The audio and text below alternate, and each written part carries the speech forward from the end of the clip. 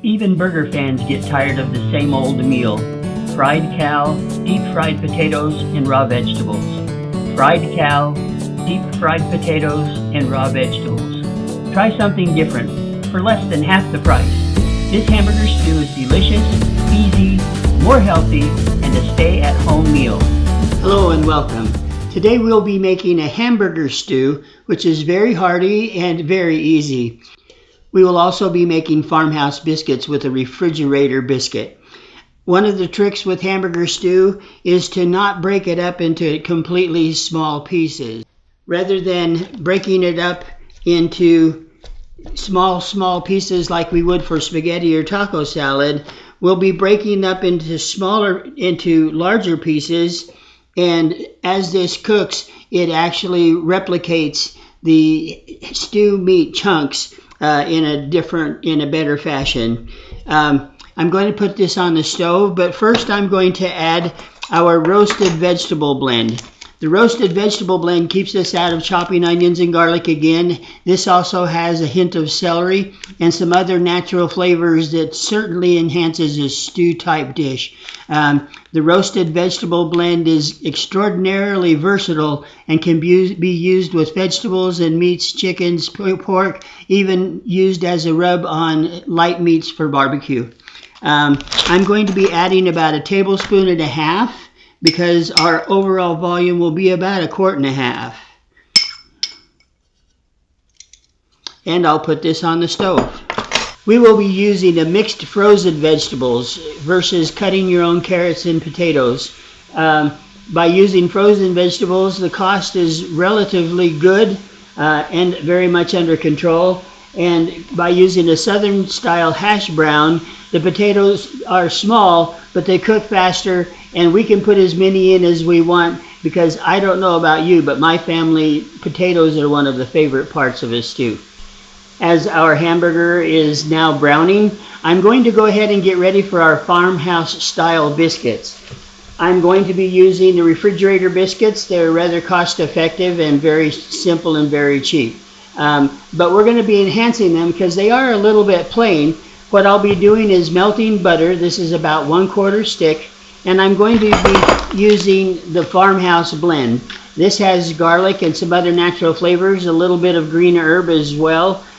This is typically used with buttermilk style or sour cream dressings, but because of the flavor enhancers that are in this, it does wonderful things with breads and other carbohydrates. So I'll be using about in a 1/4 stick of butter. I'm going to use about 1/2 teaspoon of farmhouse blend. I'm going to now take the biscuits and actually just dip them in the butter. If I can find where this tag is. As a boy, we always loved to do this because it would scare us. I use a piece of parchment paper. However, because biscuits have a lot of fat in them anyway, the directions on most brands say it can be done just on a plain pan, not actually greased.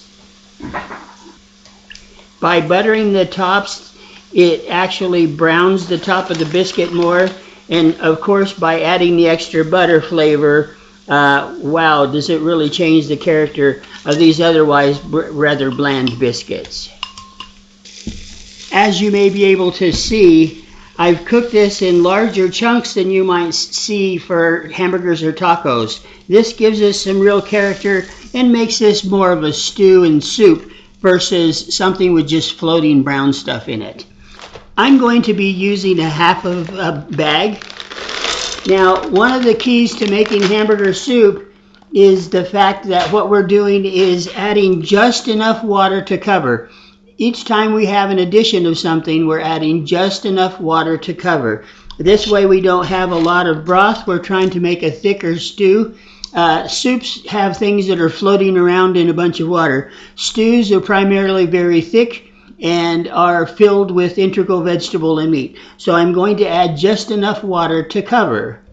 Okay, my biscuits are ready to go in the oven. It says for about 15 minutes. That's going to give me the time that I need to finish up my hamburger stew. Okay, I've been boiling the mixed vegetable and hamburger for about 3 minutes.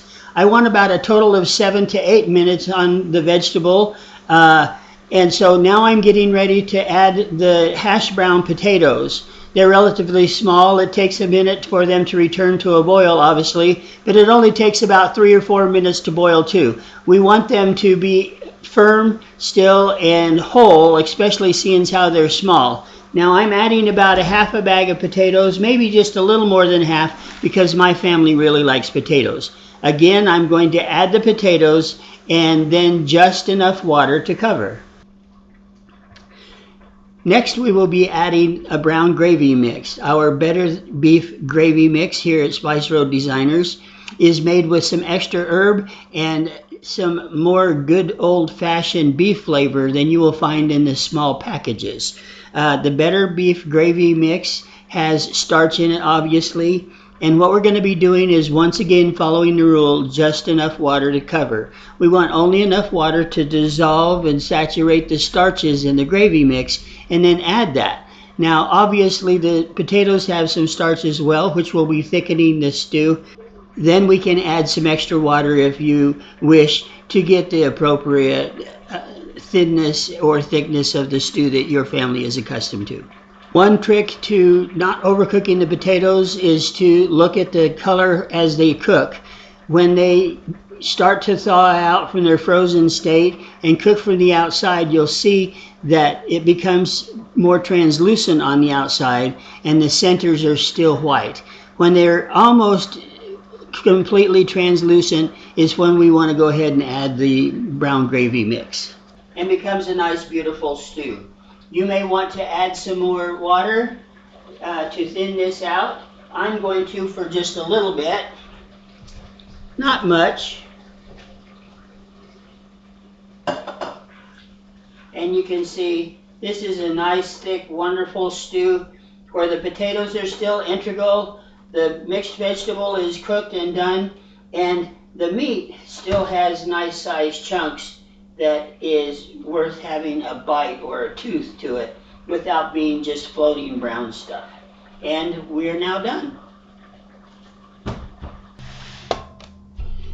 And here we have the finalized stew. I just tasted this. It's much more delicious than you might expect with a bunch of frozen vegetables and hamburger. It really has a delightful flavor, and the meat is tender, just like you would expect after cooking stew chunks for 3 or 4 hours. Even though I'm not a fan of mixed vegetables, frozen mixed vegetables, these are really good.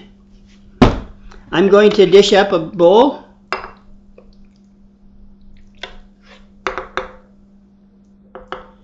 As you can see, there's plenty of meat and enough potato and vegetable to make it a genuine stew. And look at those biscuits. See how they're a little bit more brown, and you can see the butter actually just coming from the bottom. That's all flavor, obviously, and is actually less butter than you would put on your biscuit if you used butter at the table. But I'm going to use butter at the table. And there we have it, a delightful meal made with hamburger, frozen vegetables, and canned biscuits. Hamburger stew and farmhouse biscuits. Thank you for being with us. Good day.